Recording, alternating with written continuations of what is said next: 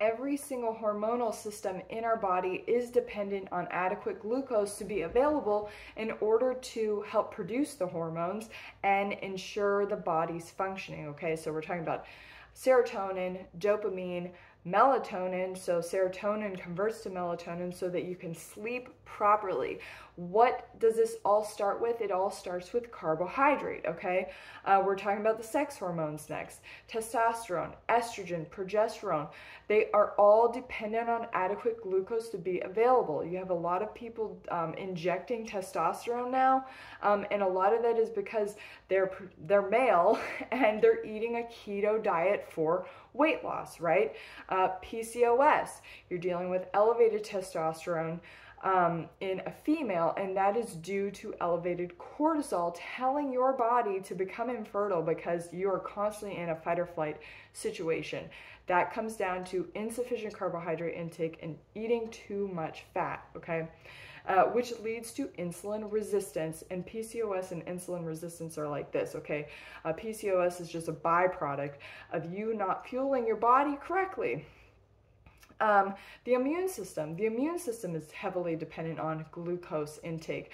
One, to work properly to prevent illness, and two, when you do get sick, to overcome it quicker, okay?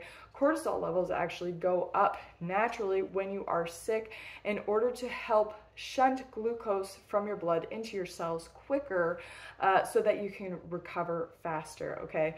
Now, if you're always under eating on carbohydrate, then you're forcing your body to turn predominantly muscle tissue protein into glucose to ensure that your blood sugar levels stay normal. This heavily taxes the liver.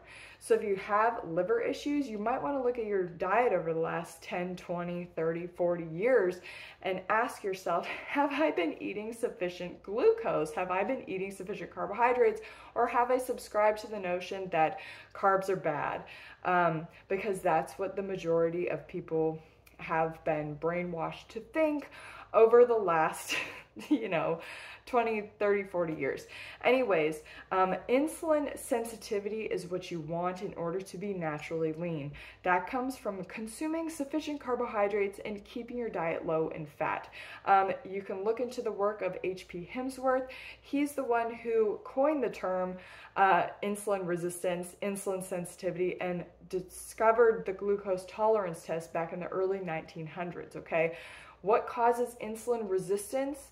The root cause of obesity, cancer, diabetes, heart disease, and pretty much any other health problem is a diet that's too high in fat and insufficient in carbohydrate calories. Okay, that's what programs the body to become insulin resistant. So in order to turn things around, in order to shed the weight naturally and effortlessly and just be the version of yourself that you deserve to be, you have to eat the right foods and enough of them. What foods are those? High carb, low fat foods, fruits, vegetables, starches, rice, potatoes, pasta, your favorites, and adding sugar to taste. Fruit, sugar, and starch will ensure that your body has enough carbohydrate coming in to maintain blood glucose levels naturally and allowing enough glucose to get into your cells in order to generate energy and for insulin to work properly. Insulin needs adequate amounts of dietary carbohydrate coming in to work properly.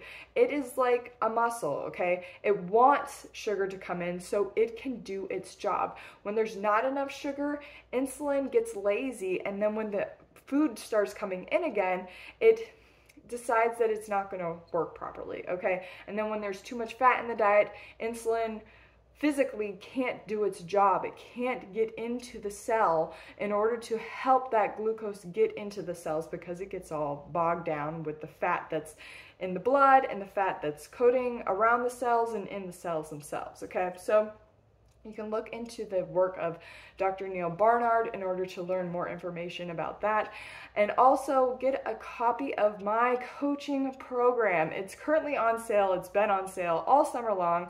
in order to learn the nitty-gritty of how the human body works, metabolically speaking, and how you can achieve your naturally slim, lean, healthy body by simply just eating the right foods and doing some exercise, getting enough sleep, you know, the basics that we are subject to on a daily basis anyways. You know, we always have to move, we always have to, you know, be doing something, and make it easier on yourself by giving yourself enough glucose in order to function properly.